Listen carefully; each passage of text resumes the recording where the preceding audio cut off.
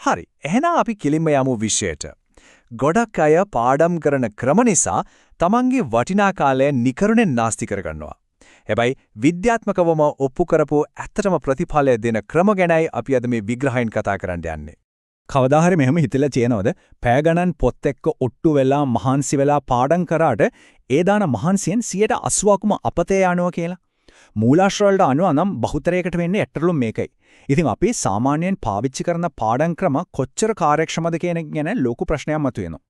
මේ తත්වය හරියට සිදුරු තියෙන බාල්දියකට වතුර පුරවනවා වගේ වැඩක්. අපි කොච්චර වතුර දැම්මත් වැඩක් නැහැ. වැඩි හරියක් හිල් වලින් බේරිලා යනවා. අපි පාඩම් කරනකොටත් වෙන්නේ ඕකම තමයි. අපි මොලේට කොච්චර තොරතුරු දැම්මත් ඒ වයින් වැඩි ප්‍රමාණයක් රැඳෙන්නේ නැතුව නැති වෙලා යනවා. ඉතින් අපි මුලින්ම මේ සිදුරු සහිත බාල්දියේ ගැටලුව ගැන තව ටිකක් ගැඹුරින් තේරුම් ගමු.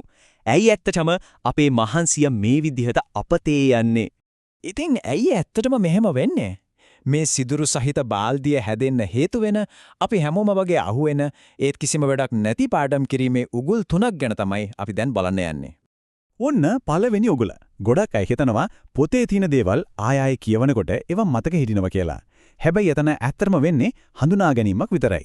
ඒ කියන්නේ මම මේක කලින් දැකලා තියෙනෝනේ කියන හැඟීම එන එක. ඒත් අවබෝධය කියන්නේ ඊට වඩා ගොඩක් ගැඹුරු දෙයක්. ඒ කියන්නේ ඊ සංකල්පය තව කෙනෙක්ට පැහැදිලි කරන්න පුළුවන් තරමටම දැනගන්න එක. මේ දෙක අතර අහසටයි පොළොවටයි වගේ ලොකු වෙනසක් තියෙනවා. මේ වෙනස අපි සංඛ්‍යා වලින් බැලුවොත් කතාව තවත් පැහැදිලියි. නිකම්ම නැවත නැවත කියවන එක වඩේ නිෂ්ක්‍රීය ක්‍රම වලින් තොරතුරු මතකයේ රැඳෙන්නේ 10% වඩේ පුදුම හිතන තරම් පොඩි ප්‍රමාණයක්. හැබැයි සක්‍රියව යමක් පුහුණු වෙනකොට ඒ ප්‍රතිශතය 75% දක්වා ඉහළ යනවා. ඒ කියන්නේ 7 ගුණයකටත් වඩා වැඩිවීමක්. දෙවනි උගල තමයි කටපාඩම් කරන එක. අපි හැමෝම විභාගයට කලින් රෑ මේක කරනවනේ. ඒත් මේක හරියට මොලේට ජන්ක් මේල් යවනවා වගේ වැඩක්. මොලේ දන්නවා මේක වැදගත් දෙයක් නෙවෙයි බලෙන් ඇතුළු කරන తాවකාලික දෙයක් කියලා. ඉතින් ටික වෙලාවකින් ඒ තොරතුරු අනවශ්‍ය දෙයක් විදියට අයින් කරලා දානවා. දිගු කාලීන මතකයට මේ ක්‍රමය කොහෙත්ම හරියන්නේ නැහැ. හිතන්නකෝ මෙහෙම.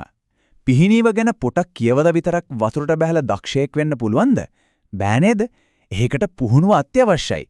පාඩම් කරන එකත් හරියට ඒ වගේමයි. පොතක් කියව පළියට දේශනයක් ඇහුව පළියට දැනුම ලැබෙන්නේ නැහැ. ඒ තොරතුරු වෙට සක්‍රියව වැඩ කරන්නම ඕන. හරි. අපි මෙච්චර වෙලා කතා කළේ ප්‍රශ්න ගැනනේ.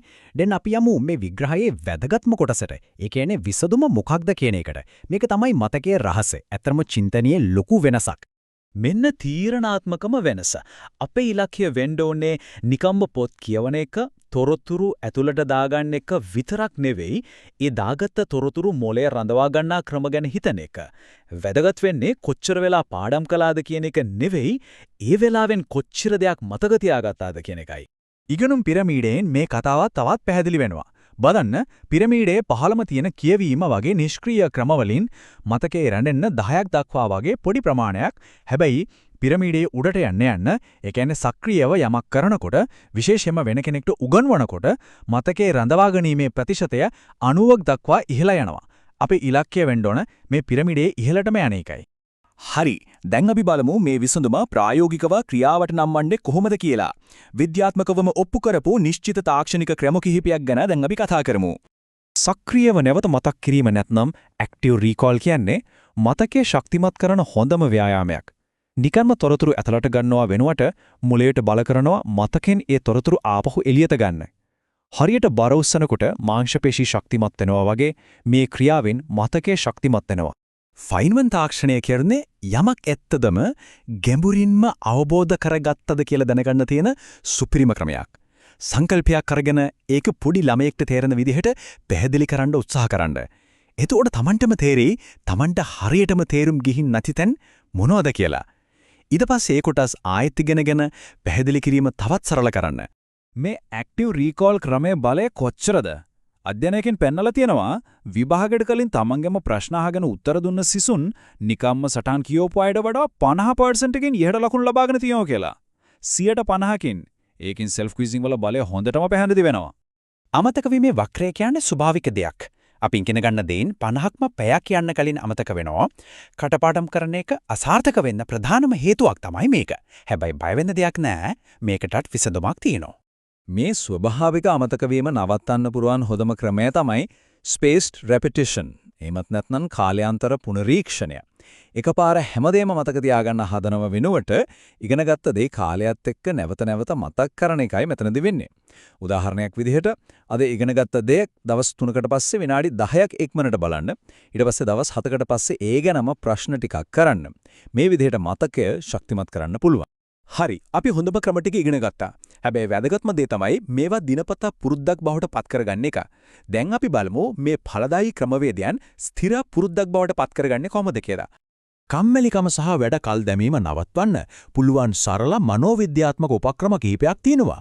අපි අද ඒවයින් එකක් වන විශේෂයෙන්ම ඵලදායී පොමොදෝරෝ තාක්ෂණය ගැන අවධානය යොමු කරමු. මේකෙන් පාඩම් කිරීමේ පුරුද්දක් පටන් ගැනීම සහ පවත්වාගෙන යාම ගොඩක් පහසු වෙනවා. පොමොඩෝරෝ තාක්ෂණයේ පළමු පියවර තමයි මේ. වෙන කිසිම දෙයක් ගැන හිතන්නේ නැතුව බාධා වලින් තොරව විනාඩි 25ක් ගැඹුරු අවධානයකින් යුතුව වැඩේ කරන එක. අර විනාඩි 25ක ගැඹුරු අවධානයෙන් පස්සේ විනාඩි 5ක කෙටි විවේකයක් ගන්න. මේකෙන් මොළයට විවේකයක් සහ නැවුම් බවක් ලැබෙනවා.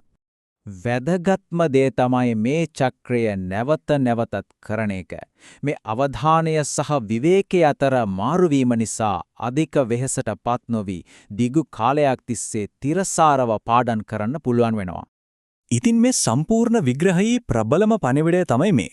වැදගත් වෙන්නේ එක දවසක තීව්‍රතාවය නෙවෙයි දිනපතා පවත්වාගෙන යන ස්ථාවරභාවයයි. ඉතින් මේ ඉගෙනගත්ත දේවල් වලින් තමන්ගේ පාඩම් කරන ක්‍රමයට අදම එකතු කරගන්න යන එකම එක පුරුද්ද මොකද්ද? ඒ තීරණයත් එක්ක මේ විග්‍රහය අවසන් කරමු.